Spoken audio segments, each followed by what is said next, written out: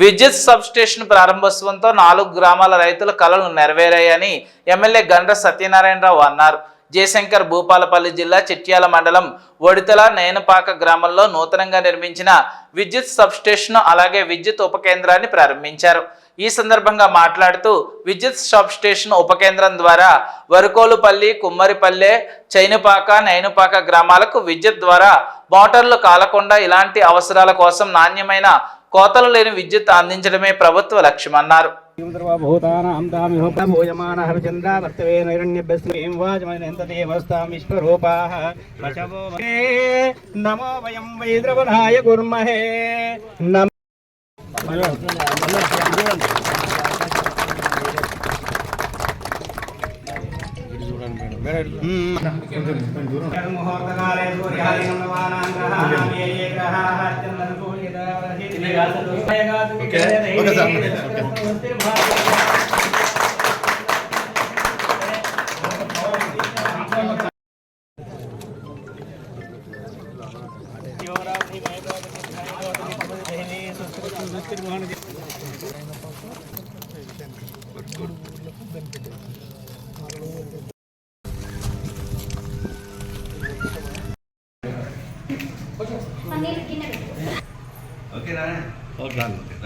Okay sir.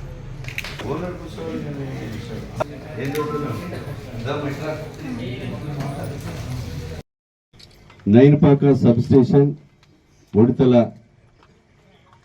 Sub station కు foundation కార్యక్రమానికి ప్రభుత్వం వచ్చి సంవత్సరం అవుతుంది. 7వ తారీఖు వస్తే ఇంకా 7 రోజులు ఉంది.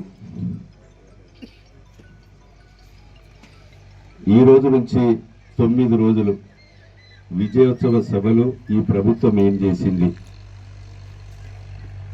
మేం చేయబోతుంది అనేది ప్రజలకు తెలియజేసే కొరకు ఈ నియోజకవర్గంలో గతంలో పేపర్ల మీదనే మంజూరులున్నా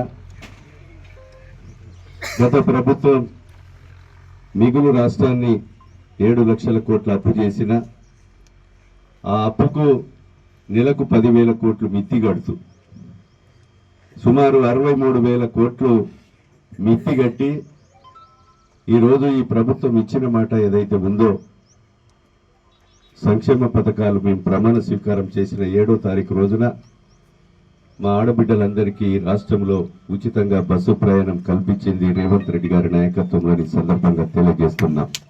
ఇట్లా కరెంటును కూడా మీకు ఉచితంగా ఫ్రీ కరెంట్ ఇచ్చాం. వంట గ్యాస్ సిలిండర్ అందిస్తున్నాం.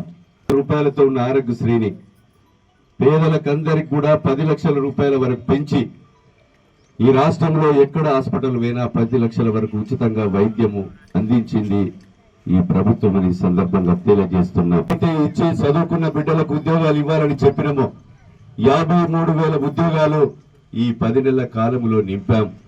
వైద్యం కొరకు 7,900 మందిని నింపి వివిధ రంగాలలో 53,000 ఉద్యోగాలను కూడా ఈ ప్రభుత్వము నియామకం చేసిందని సందర్భంగా తెలియజేస్తున్నాం. ఉండి ఇళ్ల స్థలాలు లేక ఇండ్లు లేని నిరుపేదలందరినీ గుర్తించి ఈ రోజు నుంచే 4.5 లక్షలకు పేదలకు ఇందిరమ్మ ఇండ్లు 5 లక్షల రూపాయలతో కట్టించబోతున్నామని మీకు ఈ సందర్భంగా తెలియజేస్తున్నాం. 10 సంవత్సరాలలో 1 లక్ష రూపాయలు రుణమాఫీ చేస్తా అని గుంజుకచ్చి కొస్తదాకా లక్షకు లక్ష మిత్తికి మిత్తై ఆ మిత్తికే వాళ్ళు ఇచ్చిన పైసలు సరిపోక అసలు కానే ఉండి రైతు భారము 8,000 మంది రైతులు చచ్చిపోయారు గత ప్రభుత్వంలో. చదువుకున్న బిడ్డలు ఉరేసుకొని మందు దాగి రైలు పట్టాల కింద చచ్చిపోతే గతి లేదు, పరామర్శించే పరిస్థితి లేదు. కొండగట్టు పోయి 70 మంది చచ్చిపోతే అప్పటి నాయకులు పరామర్శించలే. అనేక సమస్యలు కూడా చెప్పిన మాటలు చేయని వాళ్ళు ఈరోజు మేమేదైతే మాట చెప్పామో 4.5 లక్షల ఇళ్లను కట్టిస్తూ రైతులు ఇబ్బందులు ఉన్నారని చెప్పి భారతదేశ చరిత్రలో స్వతంత్రం వచ్చిన కానించి చూడండి 2 లక్షల రుణమాఫీ చేసిన ప్రభుత్వం ఏదైతే ఉందో అది తెలంగాణ రాష్ట్ర ప్రభుత్వం.